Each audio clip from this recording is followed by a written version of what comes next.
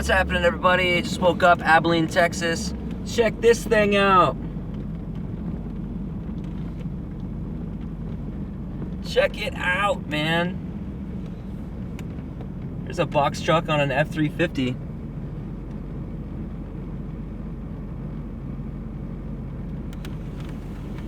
Is this sweet or what?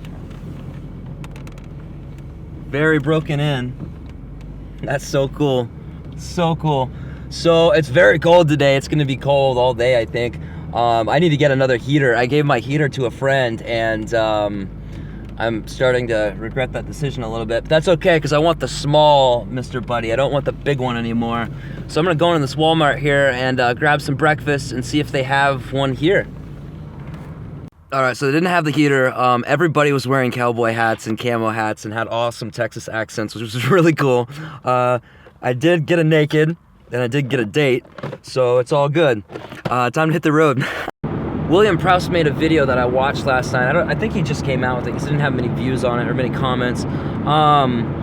He said that stealth does not exist, and I kind of think to the contrary, but not to the extreme opposite, more of a little more in the middle of, yes, it kind of does. The basics of his arguments are cops know when you're living in a vehicle. They can see the roof vents. They can see when your van moves. They can see the solar panels. They know. They're aware. And seems like that's definitely the truth. There are some dead giveaways like roof vents and stuff. On the other hand, though, the majority of the public have no idea. And those are the people I worry about the most, because those are the ones that are going to call the police. And the police are busy. I mean, I've only been bothered maybe 3 or 4 times the year and a half I've been on the road by police, and that was always when I was parked somewhere I didn't have like the okay to park. I was in a parking lot where I may or may not have should have been, and apparently I wasn't, and they were just checking on me or whatever, saying the property owner doesn't allow people to stay here overnight. Or one time recently, the cops in this little town in South Carolina called the people who owned the building, and they said, hey, it's okay for people to stay here. I guess they caught me pulling in on their security cameras or something, and the county sheriff showed up, and they just wanted to check to see what it was about, because we were strange vehicles with out-of-state plates and everything.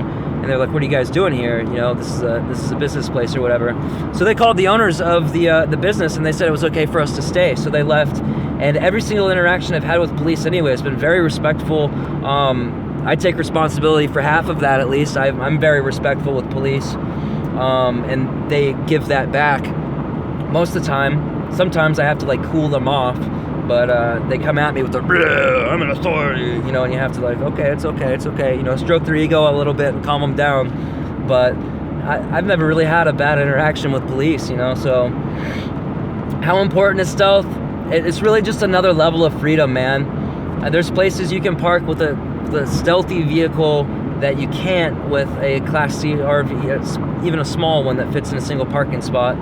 There's places where you can park where you just can't with an RV or something really obvious, like a conversion van with like bare reflectix in the windows or something, you know what I mean? So, no, I'm not fooling any cops with my stealth vehicle. I'm not fooling other van dwellers either, but I am fooling the majority of people, and I'm much less likely to get hassled by anybody. And I don't like getting hassled. I like sleeping the whole night through without, you know what I mean? I don't like, getting, William Prowse has talked about how he's gotten a couple notes from just dickhead people, man. Just really angry, rude notes. Get out of my neighborhood, you know, all this. Like, wow. I've never gotten anything like that. But, yeah, I don't know.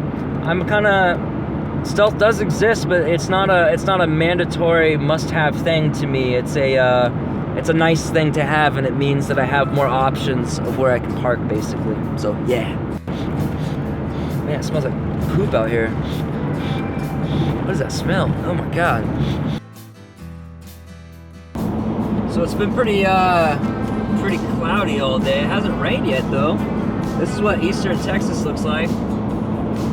It's pretty sparse. It's kind of like high deserty. Oh, look at all those oil rigs. There's oil rigs everywhere out here. See them? Yeah, they're everywhere. This is the land of oil. So I've been reading comments from the last video, and I got quite a few from paramedics and stuff. This ambulance thing is seeming like less and less of a good idea for me in my situation. Wow. Yeah, I'm so glad that I can like broadcast my ideas and have a ton of people like come back and comment back and have like all these different ideas. It really helps me out, man. You guys really help me a lot. So thank you so much for being my sounding board and reflecting back to me your ideas and your experiences and everything else. It's really helping me narrow down this decision. I can't believe how much knowledge there is in my comments. I really can't wait. It looks like for the forum, I have managed WordPress, so I don't have a full seat. It's people who don't understand websites are not going to get this. Basically, I have to rebuild my entire website to put a proper, real, good forum on there. But once I do, I want to transfer like all the people who comment all this incredible knowledge into my forum, because then people can search for that information. And on the comment section on YouTube, you kind of have to get lucky and just like happen to stumble across a comment that changes your life, you know what I mean? So I really want to get that forum going, but unfortunately I have to rebuild my entire website to do it. I'm gonna do that while I'm in Phoenix, so that's one of my missions. And once I get that website really going, man, it's gonna be awesome. There's already quite a few things on there though. So I just pulled into this rest stop and used the restroom and kind of checked comments and replied to as many as I could.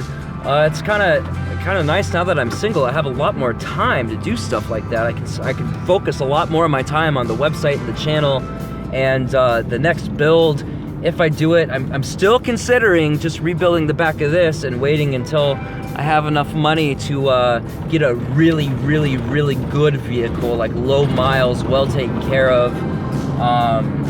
You know, never buy anything brand new, but something, you know, really in great shape, you know, that runs well, you know. I don't know, we'll see what happens. Maybe I'll stumble across a deal I can't refuse, you know, as soon as I get to Phoenix, who knows. So yeah, back on the road, the sun is starting to peek out. It's looking good, man. It's looking good. Man, Texas is so wide open and spread out. I love it. I've had nothing but good experiences in Texas. Everybody I've met has been so kind and polite and just had kind of a gentle nature to them. It's been really nice. I've heard a stereotype where Texans are supposed to be loud and bold and all that. I haven't found that to be true at all. In fact, I haven't met anyone like that. I haven't spent that much time here though. I kind of blasted through twice, but I've stopped and talked to enough people that that's definitely not a valid stereotype, at least where I've been. But yeah, I'll definitely be back. So I'm spending the winter in the Southwest. Last year I did it in the South. This year I'm doing it in the Southwest. Arizona, New Mexico, Texas, Southern California. I'm just gonna be cruising and checking out all these places and exploring and taking it in, you know, and staying warm enough, at least during the day. I guess in the desert it gets cool at night, but man, last year I was sweating on Christmas. I was rebuilding this van and I was sweating up a storm. It was so hot, humid. So it'll be nice to get away from that. I like a little cooler weather more than too warm, you know what I mean?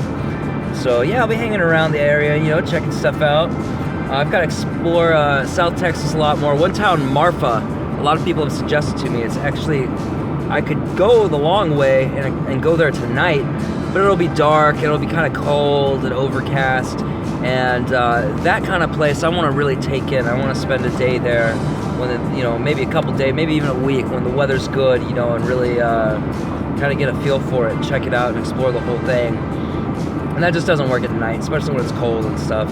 So I'll be back in Texas. I'm just hanging out in Texas, New Mexico, Arizona, Southern California for the next few months. Everything's getting ready to radically slow down. I've been on this fast-paced thing since, man, September. Even before then, because I was trying to get the van done, and then I had to rush to work, and then it's like rush to get somewhere warm, and now it's rush to get out of the mold. So everything is finally slowing down for me now. It's been wearing me out, man. Van life's about like taking life slow and enjoying the moment and being present and just enjoying your life, you know, and taking it slow and taking it easy. At least to me, that's what the van life represents. And I haven't been so good at that lately. I've just had objectives, man. I've had reasons to be places, but that is changing, and I'm very happy about that. Man, wide open. I love Texas. All right, so I'm in Midland, Texas. I just pulled in. It's, what time is it? 5:08. They're on a Sunday too. It's Sunday today? Wow. They're probably closed, but there's an Air Force Museum up here, and I saw Air Force Museum in Pensacola, Florida, and it was incredible. I loved it. So I'm gonna check it out. Hopefully they're open. I would love to check that out, and I'll try to, hopefully they allow photography in this one, and I'll be able to get some vids of it. All right, so I'm pretty sure they're closed because the gates here, it says authorized personnel only. They got this badass, I want to call it a spaceship, but it's not a spaceship, it's a fighter jet out here, and all these cactuses and stuff, and all these old airplanes. They're closed. They have to be. There's nobody outside. There's no signs or anything. All the signs took me here, but it's got to be closed, man. Look at all these cactuses, though. It's so cool. Well, you win some, you lose some. I got an email from Relatively Nomadic. He's in El Paso and wants to meet up, maybe do some gold panning or something cool like that. Grab a burrito, whatever. So that sounds cool to me. It's about 300 miles still. It's 5 o'clock. My ETA is about 10 o'clock, so I've got more slabbing to do. But this whole just like drive thing is almost over.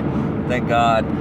Yeah, oh, by the way, another reason why I'm trying to get to Arizona so fast is Cody from Fantastic Living is my website dude. He helps me out so much with that. He knows so much about it. He's such a good friend and so helpful with that.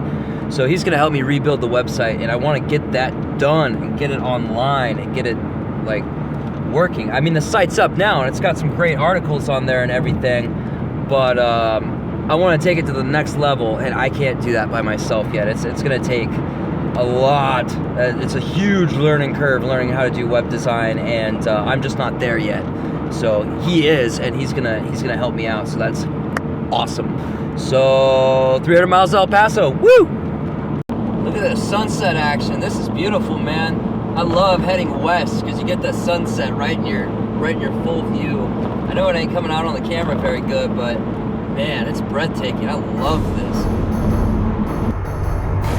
Okay, so I just smelled coolant and pulled over immediately. I got a little leak. It's this hose. So I guess I'm staying here tonight. Tomorrow, try to find a new hose. All right, so good news. The brake, which here it is. Look at how this thing burst. Come on, focus. Ah, this autofocus is so bad. Oh, there it goes. This thing just totally blew, man. But it was right next to where it goes in, so I was able to just cut this piece off, and there was just enough hose length where I could push it over the thing. And I got a brand new hose clamp on there, nice and strong. Filled it back up with water. I'm gonna toss this and hit the road. Pecos is 30 minutes down the way, so I'm gonna head there for the night. There's a Walmart and an auto parts store tomorrow. I'm gonna fix this correctly. All right, y'all. So that fix I did held up great. Am my mic on? Yeah, okay, good. My mic's on. That fix worked great. There was no leaks. I was checking the temperature gauge. It stayed where it was at. I opened the hood when I got back, and nothing. It's solid. So that's awesome. Just an FYI, if you have a coolant leak, when you go to open your hood, do it really, really, really slow, just in case water shoots out or something. It's under a lot of pressure, and if there's a leak in just the right spot, it could be shooting water out. That water is hot, and coolant is toxic, so don't do that, and definitely don't ever open your radiator when it's hot. I waited for the engine to cool down until I started messing with stuff. So yeah, I got really, really lucky with that. That could have been pretty terrible. It was a little nerve-wracking because I was kind of in the middle of nowhere in Texas, and I've got a coolant leak, and there's no hardware store for 30 miles, but it all worked out just great. And you know, who knows, man? It could have been meant to happen or something. Maybe I could have gotten in an accident further down the road or something. Who knows? Anyway, that's totally fixed. It's good to go. Once I get to Phoenix and I've got a shop there I can use, I'm going to replace both those hoses, and tomorrow morning before I wake up, I'm going to check all of my hoses. I'm going to look all of them over and squeeze them and feel them and, you know, inspect them and everything. Give them a little mammogram, I guess. And check for leaks and check my water level and everything. Make sure everything's good to go, and then I'm going to head to El Paso. So I'm here at the truck stop in Pecos. in Pecos. The Walmart was no good. It was very busy. It was very small. I didn't like the crowd there. It just didn't feel right. So I came to the Flying J and got my first ever truck stop shower. It was $12, but it was really clean and it was really nice. And I got my own toilet and my own sink and mirror and my own shower, and there was nobody in line. And luckily I'm a night bird, and so I took a shower at midnight, and there was nobody waiting behind me, so I took it as long as I wanted. It was really nice. So that's it for today, guys. Thank you so much for watching. I will see you in El Paso tomorrow. Love yourself.